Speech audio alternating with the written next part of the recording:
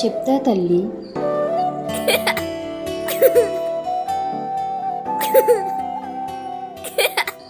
ఈ అంతులేని విశ్వంలో ఎన్నో అద్భుతాలు దాగి ఉన్నాయి.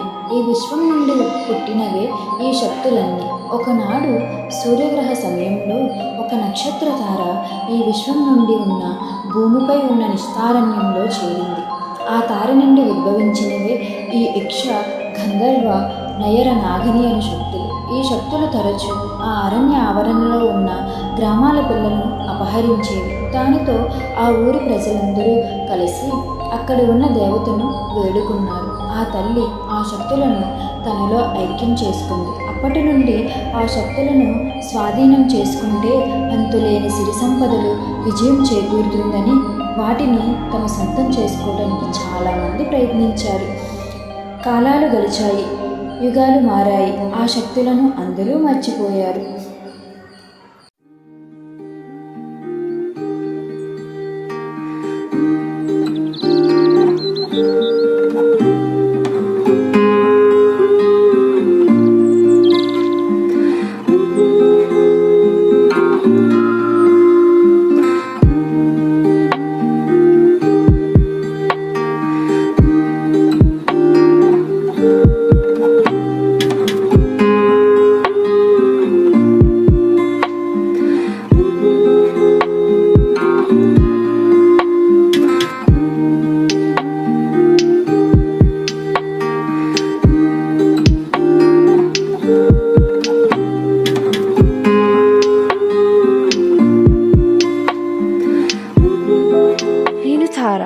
ప్రతిరోజు ఒంటరిగా బ్రతికేసేదాన్ని.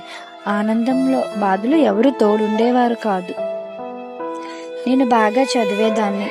అది చూసిన పెద్దయ్య నన్ను చదివించారు. ఒకసారి పట్నం నుండి మా ఊరు వస్తుండగా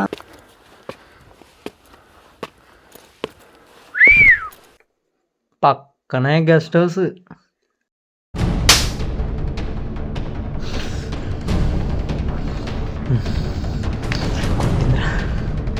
కొట్టింద్రా అందరి ముందు నన్ను కొట్టింద్రా, అందరి ముందు కొట్టింద్రా.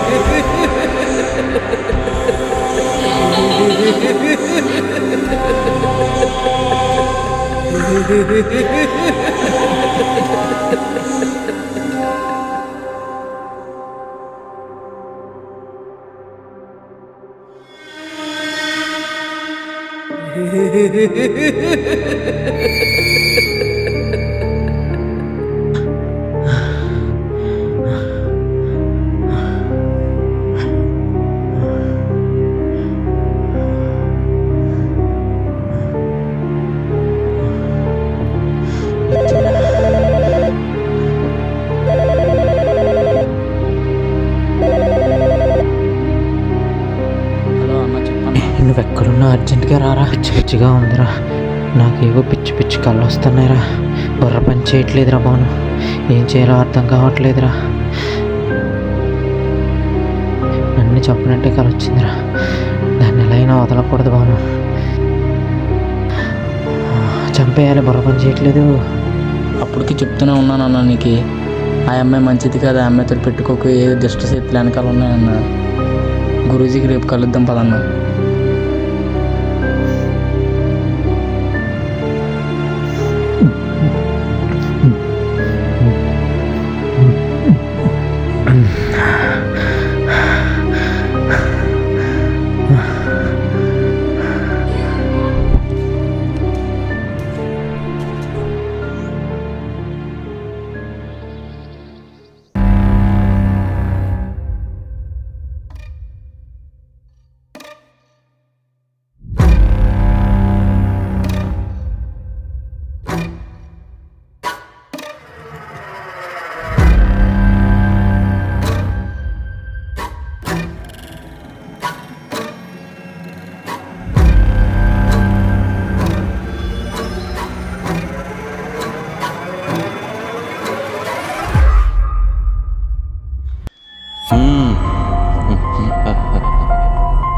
పిల్ల కావాలరా పిల్ల?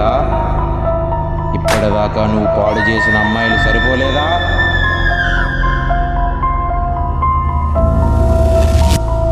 ఈ ఊరు వాళ్ళని ఏం చేయలేం. స్వామి, తెలుసురా తెలుసు, నువ్వు వినావు. ఆ ఊర్లో వాడి సాయం తీసుకో. నీ ఒక్కడి వల్ల కుదరదు. దాన్ని పాడు చేయడానికి ఆడవాళ్ళ సహాయం నాకే తెలుసు స్వామి. మూర్ఖుడా, అమ్మాయిని ముట్టుకోవాలంటే 14 ఊర్లను కాపాడుతున్న తల్లి, అగ్నిని, నీరుని, వాయువుని, భూమిని, ఈ 8 దిక్కులను తన చిటికిన వేలుతో శాసిస్తున్న తల్లి, ఒక చేతితో ఊరి ప్రజలను, ఇంకో చేతితో దుష్టులను అంతమందించే ఆ భోగండం తల్లిని ఆపితేనే నీ కోరిక తీరుతుందిరా. సరే స్వామి, దానికోసం ఏదైనా చేస్తాను. ఊరి చివరుంటాడు, గీదలు కాసుకుంటున్నాడు అనుకుంటున్నావురా?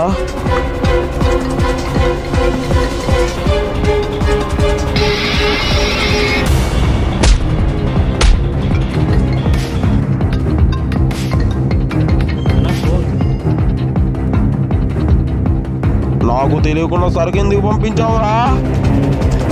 ఏంది చెప్పు. నాకు ఒక పని చేసి పెట్టాలరా. చాలా రోజుల నుంచి దాని చూస్తున్నాం. ఎగారు అనుకున్న పని వాడు చేస్తాడు.